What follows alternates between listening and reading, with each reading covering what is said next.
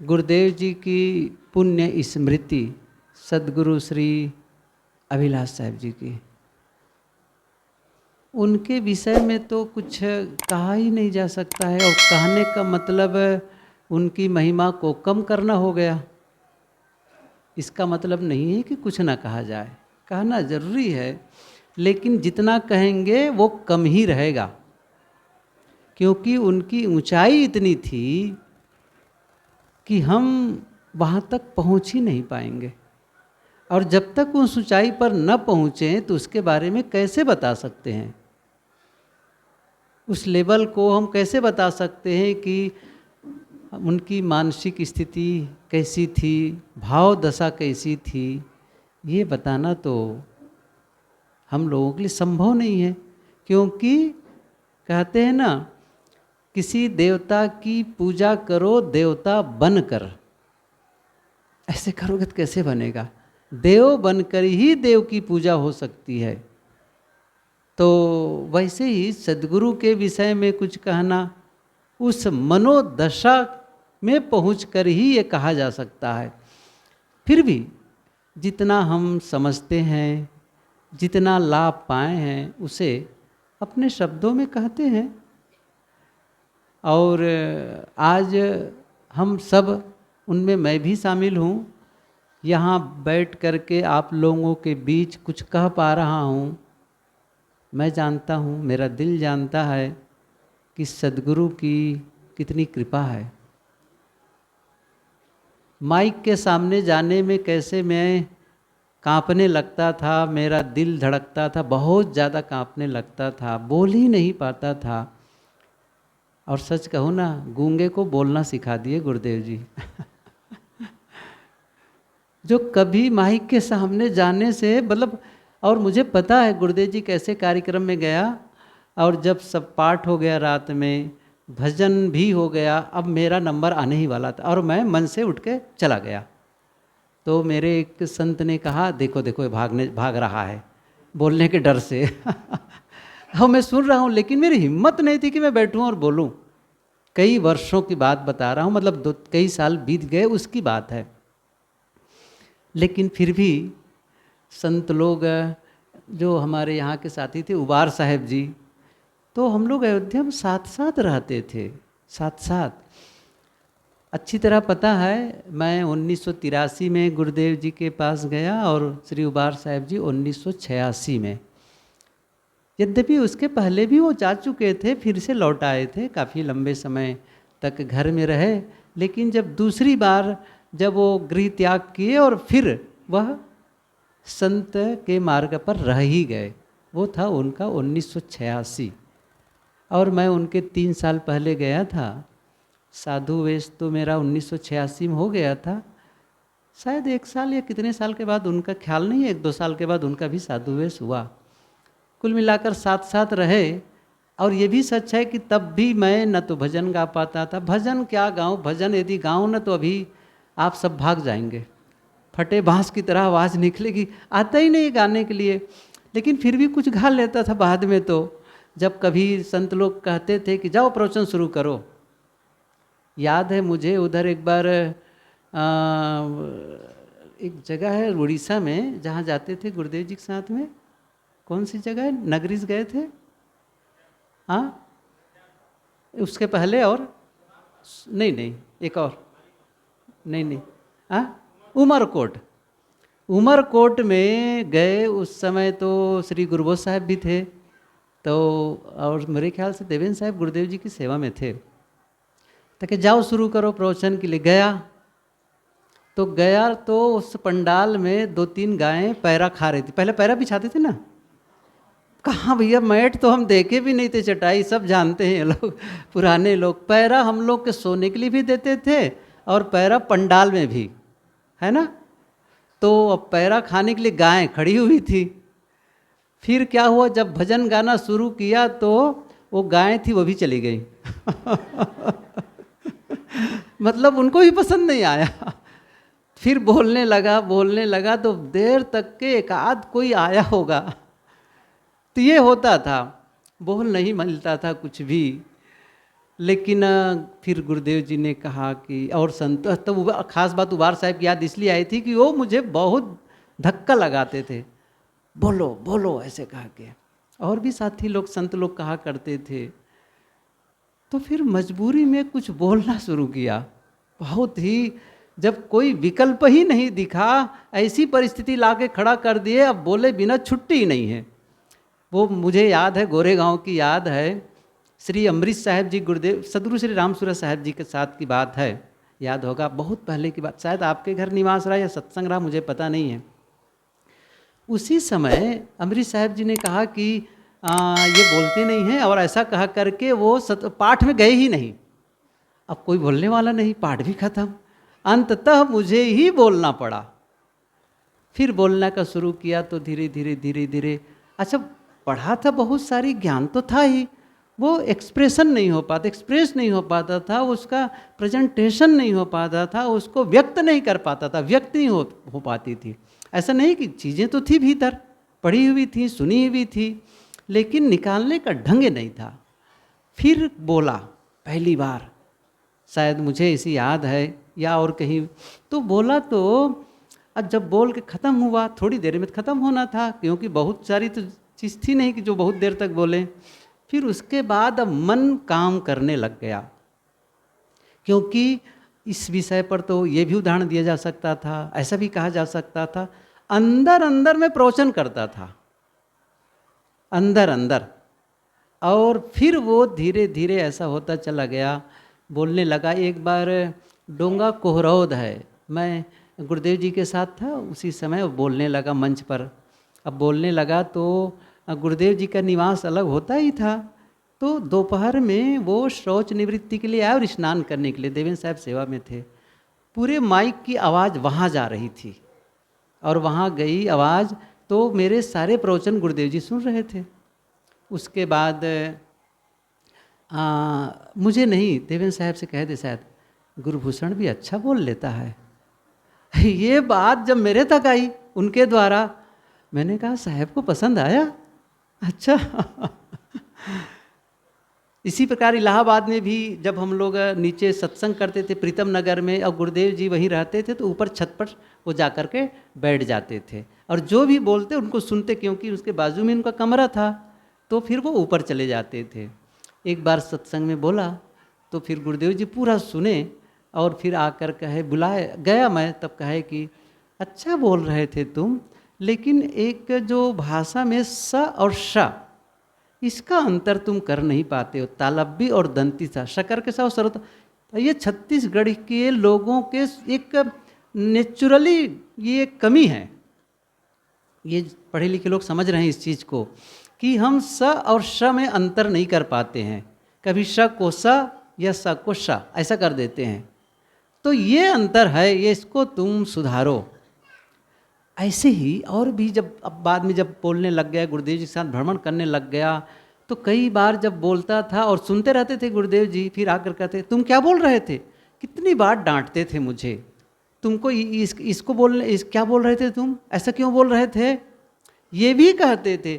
मेरे आश्रम के किसी भी कोई भी संत नहीं जानते हैं कि कभी गुरुदेव जी ने मुझे डांटा, क्योंकि कभी मुझे उन्होंने सबके बीच डांटा ही नहीं, और मैं जानता हूँ, महसूस करता हूँ अच्छी तरह से, कभी भी मैं गुरुदेव जी से भय खाया ही नहीं।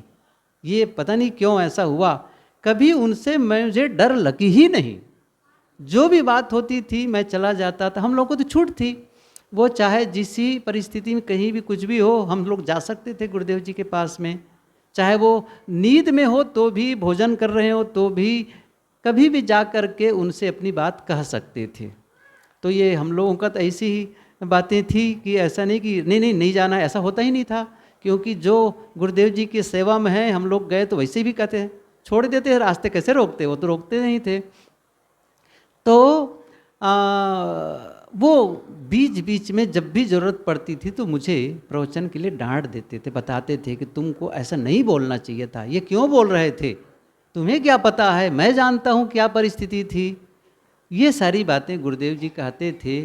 फिर ध्यान शिविर जब नया पारा में होना शुरू हुआ। और जब हम लोग जाने लगे गुरुदेव जी के साथ, तो पहली बार जब उनको साइटिका हो गया था, एक बार साइटिका जब ख़त्म हो गया तो क्या हुआ था, उसके बाद पहले तो गुरुदेव जी पूरे सत्रों में बैठा करते थे, 4 सत्रों में पूरी तरह से। फिर गुरुदेव जी ने कहा अब मैं ज़्यादा नहीं बैठ पाऊँगा, दर्द होता है बैठने में ज़्यादा, तो तुम्हें जाना पड़ेगा। मैंने कहा मैं कैसे जा सकता हूँ ध्यान शिविर में, अलग से बोलना तो ठीक है। नहीं नहीं मेरे से नहीं बनेगा। अच्छा फिर साहब चुप रहे, पहले ही कह चुके थे। मैंने क्या सोचा, गुरुदेव जी अभी कह रहे हैं, पर जब समय आएगा तो जाएंगे ही। अब पहला सत्र खत्म हो गया, दूसरे सत्र की बात हुई, मुझे बुला कर कहते जाओ तुम, कहे पहले ही कहे कहाँ है गुरुभूषण बुलाओ, गया जाओ तुम नीचे वहाँ। मैंने कहा मैं नहीं जा सकता हूँ, मुझे तो कभी डर लगता है, मैं ध्यान शिविर में कभी बोला ही नहीं हूँ। अब आप लोग नहीं जानते हैं, साहब फिर उस समय डांटते थे जोर से और जब डांट पड़ती थी ना, उस समय हिम्मत ही नहीं होती किसी की बोलने की। साहब डांटे मुझे, कैसी बात करते हो, चुप चलो वहाँ जाओ। इतना जोर से डपटे कि मेरी तो घिघी बन गई फिर कुछ भी नहीं, गया किसी भांति। और फिर ध्यान शिविर में जैसे तैसे बोलना शुरू किया, जो भी जानता रहा, फिर चलता रहा, कई ध्यान शिविर में बोलते रहा। अब जब बोलने ही लगा ध्यान शिविर में, तो ऐसे ऐसे विषय मैंने फिर पढ़ा लिखा तैयार के। पहले मेरे विषय होते थे योग दर्शन और उपनिषद के सूत्र और धम्मपदम बाद में आया। पहले योग दर्शन और उपनिषद के आते थे, तो इन्हीं योग दर्शन पर ही बोला करता था। सारे सूत्र छोटे छोटे याद हो जाते थे मुझे, और फिर मैं बोला करता था योग दर्शन में कैसे साधना के बारे में बताएं, अभ्यास और वैराग्य क्या होता है, कैसे करना चाहिए। उस समय के प्रवचन को अभी भी जो रिकॉर्ड है कुछ लोग सुनते हैं, वो कहते हैं कि पहले बढ़िया, उस समय भी बढ़िया बोलते थे, लेकिन अब एकदम से विषय बदल गए मेरे, सीधे मन को फोकस करके बोलने लगा।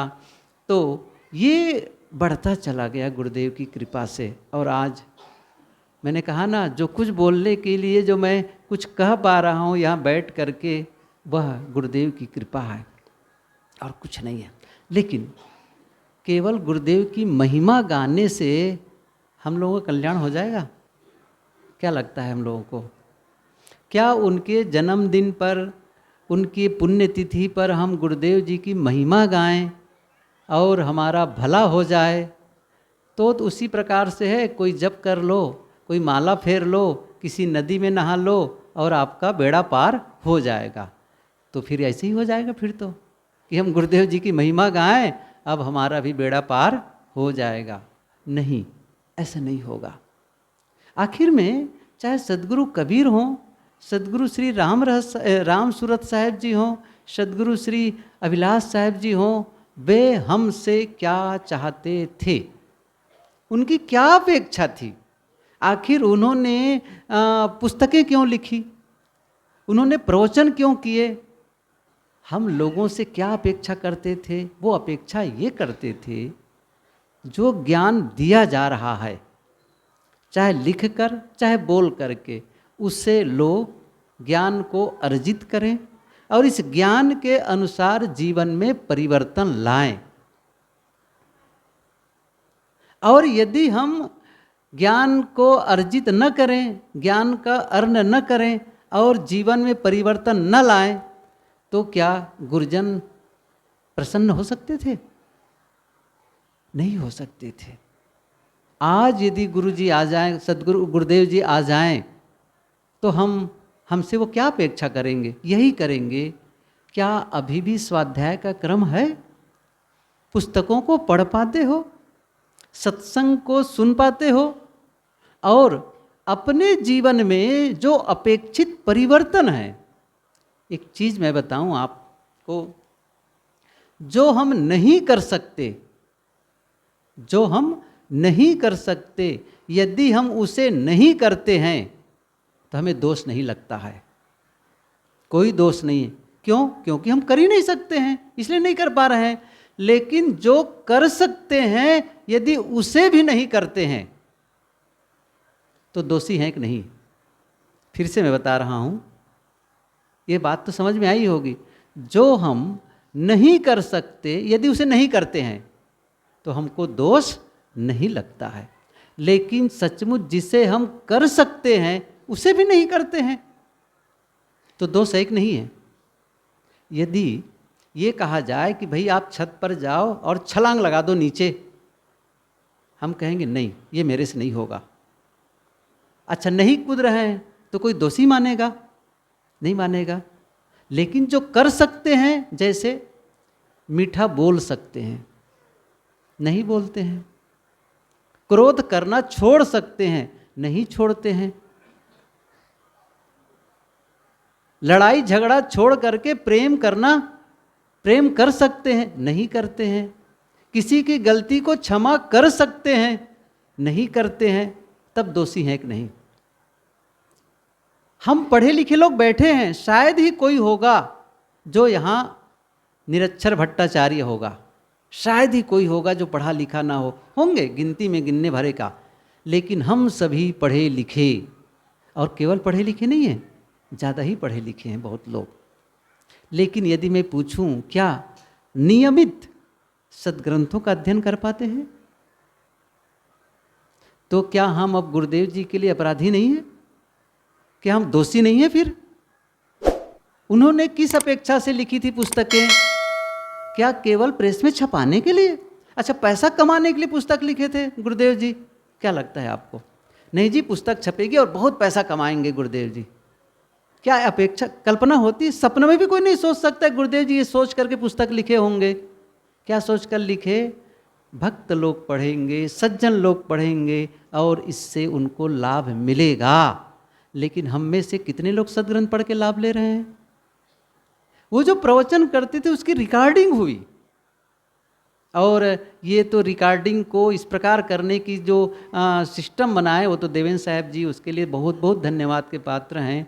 जो सचमुच शुरू में कैसे कैसेट की रिकॉर्डिंग उन्होंने की, और कैसेट के बाद में फिर सीडी, मुझे पता है कि सूरत में जाकर कैसे वो कैसेट से डीवीडी के कन्वर्ट करने की प्रक्रिया उन्होंने सीखी। फिर उसके पश्चात ये सब मेमोरी आया। अब तो यूट्यूब में गुरुदेव जी के सारे प्रवचन आ गए हैं। लेकिन जितना आप यूट्यूब में या किसी भी, चाहे आपके सोशल मीडिया के नाम से, चाहे वो फेसबुक हो, चाहे व्हाट्सएप हो, या मैं तो बहुत जानता नहीं, सही बताता हूँ, क्योंकि मैं इसका यूज ही नहीं करता। वो बैठे हैं प्योरो वाले श्री सज्जन सिंह जी, पूछे से आपका व्हाट्सएप नहीं है? कहा बताऊँ, मैं तो चला ही नहीं पाता हूँ। क्या मैं व्हाट्सएप नहीं चला सकता हूँ? चला नहीं सकता? इतना ज्ञान हो सकता है कि नहीं मुझे? हो सकता है। लेकिन न तो मेरे पास कोई भी मेरे अकाउंट में न तो व्हाट्सएप पाएंगे, न फेसबुक पाएंगे, न इंस्टाग्राम पाएंगे। ऐसा नहीं कर रहा हूँ, मैं प्रशंसा अपनी करवाना चाहता हूँ। मैं इसलिए कह रहा हूँ कि आप उसमें जितना समय देते हैं, क्या उससे आधा समय गुरुदेव जी के विचार सुनने में लगाते हैं? ईमानदारी से बताएंगे तो क्या होगा? नहीं दे पाते हैं। तो हम दोषी हैं कि नहीं? मैं क्या करूं, जो कर सकते हैं उसे भी नहीं करते हैं। आप 24 घंटे में कुछ समय निकाल करके स्वाध्याय और साधना कर सकते हैं कि नहीं कर सकते? ये बताइए। कितने लोग हैं जो कह सकते हैं कि मैं नहीं कर सकता, मैं इतना व्यस्त हूं कि मैं अपने लिए समय नहीं निकाल सकता? ऐसा है? नहीं। चाहे जितना व्यस्त हो इंसान, वह अपने लिए थोड़ा समय, मैं नहीं कह रहा हूँ कि आप 4 घंटे निकालिए, जैसे आश्रम में हम लोग के 2 घंटा सुबह 2 घंटा शाम, तो ऐसा कोई नहीं कह रहा है कि आपको आपने व्यवहारिक काम है, पारिवारिक काम है, सामाजिक काम है। कौन कह रहा है कि सुबह 2 घंटा निकालो और रात में 2 घंटा पाठ पूजा में लगाओ? कोई ज़रूरत नहीं है। लेकिन तब आप ये भी कहते हैं कि मैं 1 घंटा और आधा घंटा भी नहीं निकाल पा रहा हूँ या नहीं निकालता हूँ, तो ये केवल बहाना करना है और अपने खुद को भी नहीं समझना है और ना सद्गुरु संतों के ज्ञान को समझना है। ये उसकी अवमानना है। क्या कहा मैं? यह क्या है? अवमानना। बदलना है। इस कम से कम जब हम सद्गुरु की पुण्य स्मृति में यहाँ बैठे हुए हैं, तब क्या करना है? उनकी याद करने का क्या अर्थ है? उनके ज्ञान को याद करना, क्या उनके शरीर को याद करना। और क्या हम लोग को ये लग रहा है कि जो हम यहाँ गुरुदेव की महिमा गा रहे हैं तो गुरुदेव जी कहीं से सुनते होंगे और हमारे लिए वहाँ से आशीर्वाद भेजेंगे? ऐसा तो कम से कम हम लोग नहीं मानते हैं ना, पारखी लोग हम लोग ऐसा तो नहीं मानते हैं ना कि कैसे कि गुरुदेव जी सुनेंगे। प्रश्न ही नहीं है। सुनने वाली बात, उनको सुनाने वाली बात उनके लिए हम नहीं कर रहे हैं, अपने लिए कर रहे हैं। और अपने लिए करने का मतलब है कि हमारा जीवन आज से पहले जैसा था, आज के बाद एक अलग ही जीवन हो जाए। यही तो है मनाने का, एक अलग ही संकल्प हो जाए। होता है, देखिए एक चीज़ है हम लोगों में, कमियां कहो चाहे एक मानवीय फितरत कहो।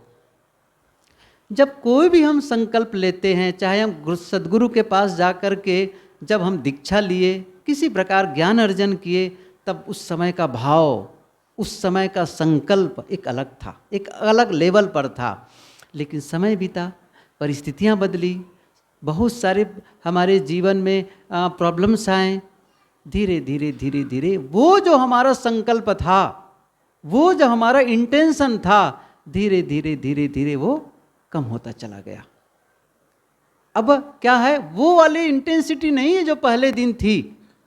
अब ये जो अवसर है, ये जो चाहे वो जन्मदिन हो, चाहे वह निर्वाण तिथि हो, जिस समय हम याद कर रहे हैं सद्गुरु संतों की, ये फिर से अवसर है कि अपने उस समय के संकल्प को फिर से रीन्यू करें, अर्थात पुनर्संकल्प, उस संकल्प को फिर से हम खुराक दें, फिर से उसको ताकतवर बनाएं और उसी दशा में आकर से फिर से नई शुरुआत करें। तब तो मनाने का अर्थ है। मेरा मतलब यह है कि यदि आज के पहले हम ये सब नहीं कर पाते थे तो वह अब हम सुधार नहीं सकते, क्योंकि हम पीछे जाके शुरुआत कर ही नहीं सकते हैं। लेकिन आज हमारे पास अवसर है एक संकल्प लेने का, कम से कम आज के बाद मैं कल से ज़्यादा नहीं तो मैं 5 पन्ने पढ़ूंगा। क्या ये संभव नहीं है? मैं पूछूं, हमें लड़ाई झगड़ा के लिए समय है, देश दुनिया घूमने के लिए समय है, फैशन के लिए समय है और तमाम कार्यक्रमों में जाने के लिए समय है। अपने जीवन को संवारने के लिए, ज्ञान अर्जन के लिए समय नहीं है। और इसलिए समय निकालना है ताकि हमारा जीवन सुंदर बने, हमारा जीवन सुखमय बने।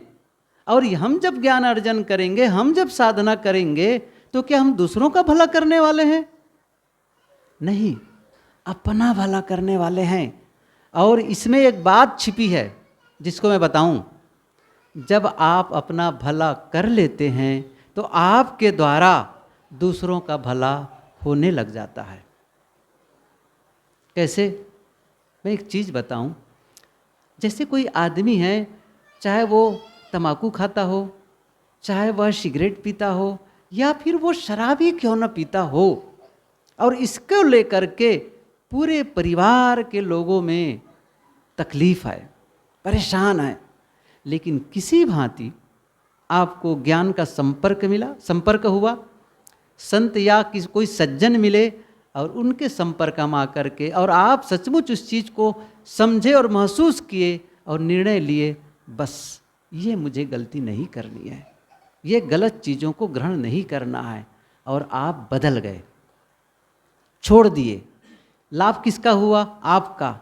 लेकिन क्या परिवार वालों का लाभ नहीं हुआ? आपके रिश्तेदारों का लाभ नहीं हुआ? हुआ। एक आदमी घर में बहुत झगड़ा झंझट करता, छोटी छोटी बातों में क्रोध करता, चिड़चिड़ाता, शब्द ही गलत बोलता। कई लोगों को इतना भी होश नहीं रहता है कि मुंह से जो शब्द निकल रहे हैं कितना भद्दा है। क्या घर में बहू है, बेटी है, माँ है, पत्नी है, कैसे शब्दों का चयन करना चाहिए, इतनी भी लज्जा नहीं है, और कुछ भी बोले चला जा रहा है। कई बार मैं सत्संग में कहता हूँ, हिंदी के शब्द, केवल हिंदी के शब्दकोश बता रहा हूँ।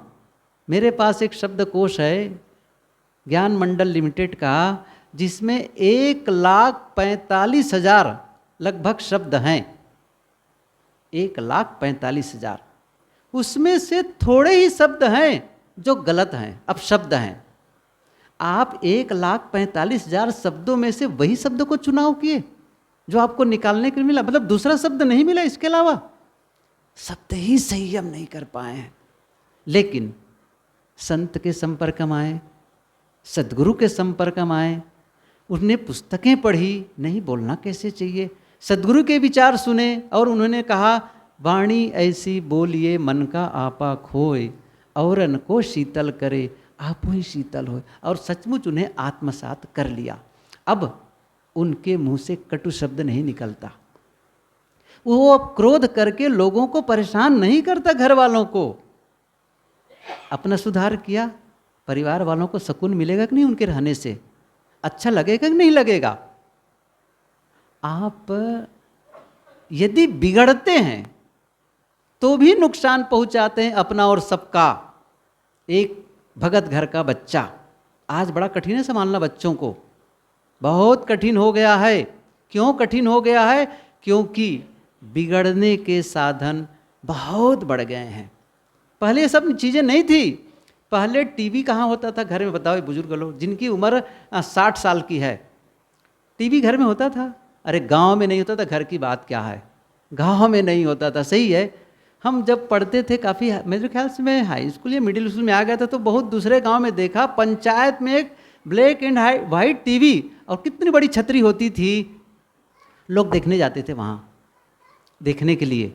तो अब क्या हुआ, धीरे धीरे घरों में बढ़ने लगे ब्लैक एंड वाइट, फिर उसके बाद कलर टीवी, और जब से रामायण और महाभारत का सीरियल चला लोग ज़मीन बेच के भी लिए। क्या मैं सही कह रहा हूँ? घर घर टीवी। अब तो बातें भूल जाओ, क्योंकि घर में एक टीवी सब लोग बैठ के देख रहे हैं, गलत चीज़ तो नहीं देखे, कम से कम परिवार में बैठे हैं। तो अब तो सबके हाथ में टीवी है कि नहीं है?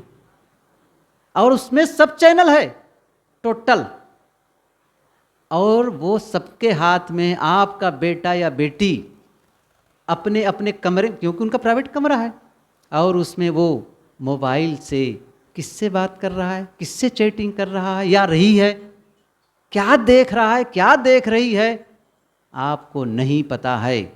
और यदि आप मान के देखेंगे तो उसमें क्या लगाया हुआ है? लॉक है। समझ रहे ना? पासवर्ड है। बता दो पासवर्ड, कहा तो कि देखो अपने बच्चे को, है हिम्मत पूछने की? नहीं है। या आप अपने किसी यंग बेटे से कहना, जवान बेटे से, कि ये जो मोबाइल है ना, कौन लिया है? आप ही तो लिए हैं। क्या वो कमा रहा? अभी तो पढ़ रहा है, उनके पास मोबाइल लेने की हिम्मत कहाँ है? आपने मोबाइल खरीद के दिया है, और क्या कहा इसमें पढ़ाई होती है। क्या बताऊं, पढ़ाई होती होगी, और होती भी है, बात सही भी है, गलत नहीं है। लेकिन इस बात को लेकर के आप कभी उनसे कहिए, ये जो मोबाइल है ना, इस समय पढ़ाई नहीं हो रही है, छुट्टी का समय चल रहा है, 1 महीने के लिए इस मोबाइल को मेरे पास जमा कर दो, बिना मोबाइल के रहो, अर्थात मोबाइल छोड़ दो 1 महीना के लिए। मैं बताऊं वो क्या कहेगा? सुन ले रहो क्या कहेगा उसको। आपको छोड़ सकता हूं, मोबाइल नहीं छोड़ सकता। क्या मैं सही कह रहा हूं? ये मानसिकता है। मेरा मतलब है बिगड़ने के साधन बढ़ गए हैं। साहब अंडे बिकते थे गांव में, मैं पूछता हूं आपको, ट्रेन में नहीं बिकते थे। मुझे पता है, मैं एक बार गोरखपुर से बिहार के लिए यात्रा कर रहा था, बहुत पहले की बात है, शायद ये 85 के आसपास की बात होगी, 85-86 की। उसी समय गोरखपुर में एक लड़का जवान था, अंडा अंडा चिल्लाया। जैसे हम लोग साधु कपड़ा देखे थोड़ा संकोच गए। अब काहे के संकोचना है, सही है ना? अब तो सीना तान के बेचते हैं। और गांव के चौराहे पर भी अब ठेला लगाने वाले और अंडा बेचने वाले आ गए हैं। आपको पता है आपके घर के बच्चे पता नहीं कब जा कर के ललचा जाएं। मैं ये कह रहा हूँ अब संभालना है, ये बहुत ज़रूरी है। फिर इसके लिए आप ज्ञान अर्जन नहीं कर रहे हैं। तो मैं ये कह रहा था, एक लड़का आपका बिगड़ गया, आप घर भर के परेशान हो जाते हैं। एक लड़का सुधर गया, सबको आनंद आने लगता है। आपके ही गांव का कोई तहसीलदार होगा ना, कलेक्टर की बात नहीं कह रहा हूँ, तो आप क्या कहेंगे? हमारे गांव का लड़का ही है, गर्व से कहेंगे ना। ये नहीं कि आपका बेटा है, क्या कहेंगे? हमारे गांव का है। पड़ोसी वाले कहेंगे हमारे गांव वाले, बाजू के गांव वाले तो हो गए हैं। कहते कि नहीं कहते, कितना गौरवान्वित महसूस होते हैं। क्यों? उन्होंने अच्छा किया। और जब खराब होता है ना, जैसे बेटियां हैं कोई, यदि ये बेटियां कहीं ससुराल गईं और उनके घर के कामकाज के बारे में पता नहीं है, तो जानते हो क्या होगा ससुराल जाने पर? वहाँ के लोग क्या कहेंगे? क्या कहेंगे? पता नहीं उनकी माँ उनको सिखा के ही नहीं भेजी है, कैसे घर वाले हैं, उसको घर का ही काम नहीं सिखाए हैं। अभी बेटी की नहीं है, माँ की निंदा शुरू हो गई, घर वालों की। फिर बाद में क्या होगा? कौन गांव का है वो बहू कहाँ से आए? करही भदर से। पूरे करी, अच्छा करही भदर के, पूरे करही भदर की बदनामी। समझ रहे हो ना? गलत करने पर सबकी बदनामी होती है। लेकिन कहीं वही बहू, ऐसे भी हुए हैं जिनके घर बहू गई है देवता पूजे वाला, मैं सच बता रहा हूँ, घटना है ये। देवता की पूजा वही सब होता था, पूरे बहुत सारी बहू आई, उसने कहा नहीं मैं नहीं करती हूँ, मैं कबीर पंथ से घर से आई हूँ, खान पान सब कुछ उसने निर्णय ले लिया, नहीं मुझे करने का है। मैं बताऊँ, सच बताता हूँ, वो घर पूरा परिवर्तित हो गया। और न केवल परिवर्तित बल्कि साधु बन गए उनके पति, उनके ससुर। सच्ची घटना है, नहीं जाग पता करना है, ड्रोमा पता कर लो। क्या मैं सही कह रहा हूँ साहब? कौन बदला? आप बदले, एक व्यक्ति बदलता है। गुरुदेव जी यही अपेक्षा करते थे। प्रवचन होता है, हजारों की भीड़ होती है, उसमें से कुछ लोग ही यदि बदल गए तो प्रवचन सार्थक है। आज गुरुदेव जी की हम निर्वाण तिथि मना रहे हैं। मैं कहूँ गुरुदेव जी हम सबसे क्या अपेक्षा करते हैं? मेरी महिमा गाओ, मेरी प्रशंसा गाओ? नो, मत गाओ महिमा, बल्कि जो मैंने कहा, जो मैं आशा करता हूँ लोगों से, वह करके दिखाओ। और वो सरल क्या है? स्वाध्याय करो, थोड़ी देर ध्यान कर लो, अपने अवगुणों को छोड़ने का संकल्प लो, सद्गुणों को विकसित करने का प्रयास करो। और इसके लिए भी हम नहीं कर पाएंगे तो फिर हम अधिकारी नहीं हैं जो हम सद्गुरु की महिमा गाएं। कोई अधिकार नहीं मिलता है। हम सभी एक संकल्प लें कि आज सद्गुरु की पुण्यतिथि है, उन्होंने जो ज्ञान दिया, या आज भी उनका जो ज्ञान मौजूद है सदग्रंथ के रूप में या फिर प्रवचन के रूप में, हम थोड़ा थोड़ा रोज, जैसे मैंने कहा ना 5 पन्ने रोज पढ़ने का संकल्प ले लो। जब मैं 5 पन्ने पढ़ूंगा तब मैं नाश्ता करूंगा या भोजन करूंगा, तब मैं काम में निकलूंगा और आपका मैनेज हो जाएगा। और 5 पन्ने का मतलब होता है 10 पेज, और 10 पेज का मतलब होता है 1 महीने में 300, कितना हुआ? 300 पेज। और साल में 12 या 3600 पेज। कमाल हो गई बात। 3600 पेज की पुस्तक जान रहे हो कितनी बड़ी होगी? इतनी बड़ी होगी जिसको लोग जीवन भर में नहीं पढ़ पाते हैं। कई लोग उसको आप साल भर में पढ़ लेंगे। और कितना पढ़ के? 5 पन्ने पढ़ के। लेकिन नहीं लेंगे, नहीं पढ़ने का संकल्प ले लिया ना। क्यों पढ़ेंगे? क्या परीक्षा देना है क्या? नहीं पढ़ना है। मेरा निवेदन है, सद्गुरु ने जो मेहनत की है उसकी सार्थकता तब है जब हम उस ज्ञान को पढ़ें, उसको सुने, और केवल पढ़ें और सुने नहीं, वैसा ही जीवन बनाने के लिए मेहनत करें। ध्यान शिविर इसी के लिए है। ये मनोरंजन का साधन नहीं है कि आए मज़ा आ गया 5 दिन बस। अरे नहीं भाई, मज़ा के लिए तो घर में बैठ के मज़ा ले सकते हो। ये आत्म परिवर्तन के लिए है, जीवन परिवर्तन के लिए है। ये संकल्प हमें जगाने की ज़रूरत है। आप सबको बहुत बहुत आभार। हमारे बड़े प्रिय साथी हमारे सुशांत जी, जिनको बड़ा प्रिय नाम है भेषज भेषज दवाई, सही है ना? ये सबको दवाई देते हैं, बड़ी मीठी बातें। मैं इनका प्रवचन सुनता हूँ, अभी ऊपर में आकर के नीचे से बोलते हैं, बड़ा मीठा और बड़ा प्यारा रहता है। और संस्कृत के श्लोक तो जैसे झड़ती है इनके वाणी से। मैंने कहा बहुत अच्छा बोलते हैं, प्रवाह शैली इतनी अच्छी है। मैं कहता हूँ बोला करो, मुझे अच्छा लगता है सुनना आपका प्रवचन। तो और मेहनती क्या कहना है, कहना ही नहीं है। फिर हमारे इधर बैठे साथी लोग हैं, श्री देवेंद्र साहब हैं, दिनेंद्र जी हैं, और उधर जीवेंद्र, और आजकल मितेश जी आए हैं और उसके पहले ज्ञान जी थे। तो सब लोग आपस में संगठित होकर रहते हैं, ये अवसर प्रदान करते हैं कि आप सब आओ, संतजन आए, साधिकाएँ आएँ, भक्त लोग आएँ और ध्यान आपस में बैठें, करें, लाभ लें। जैसे ही बताया ना, बच्चों के लिए एक शिविर, बाल संस्कार शिविर कमाल का जो परफॉर्मेंस रहा, और जो वहाँ जो इन लोगों को जो सक्सेस मिला है, जो रिजल्ट आया है, काबिल तारीफ है। क्योंकि मैंने सुना तो निश्चित रूप से ये जो काम हो रहा है और जो यहाँ पर देहदान और नेत्रदान का जो कार्य होता है, ये तो ऐतिहासिक है, इससे पहले नहीं हुआ था। एक क्रांति सी आ गई और इसको देख करके अन्य आश्रम के लोग, अन्य संगठन के लोग प्रारंभ कर दिए, हम भी करवाएंगे, हम भी करवाएंगे। लाभ हुआ, कोई बात नहीं है, कहीं से भी उनको चिंगारी मिले और काम करें। तो ये सारी चीज़ें एक छोटे से आश्रम में, हमें पता है जब 1995 में उबार साहब और हम दोनों आए तो आश्रम की क्या स्थिति थी, अब तब टपकने वाली थी, गिरने वाली थी। लेकिन उन्हें कहा कि आप रुकिए, मेरा तो रुकना संभव नहीं है यहाँ, आप ठहरिए, मैं हेल्प करता रहूँगा। तो जो संभव हुआ सहयोग करता रहा अपनी शक्ति के बल से, और वो ठहर गए। लेकिन कमाल का उन्होंने परिवर्तन किया इस पूरे क्षेत्र के लिए, और उन आप सबका सपोर्ट मिला। और जो कुछ दिख रहा है, यह यहाँ के जो संत हैं उनका परिश्रम और आप सबका सहयोग, ये सब मिल कर के इस छोटे से आश्रम में भी इस प्रकार के छोटे बड़े कार्यक्रम होते हैं, और इसी प्रकार सहयोग बना रहे। लेकिन जो सारे कार्यक्रम का अर्थ यही है, जीवन में परिवर्तन, ये चाहिए, ये रिजल्ट है।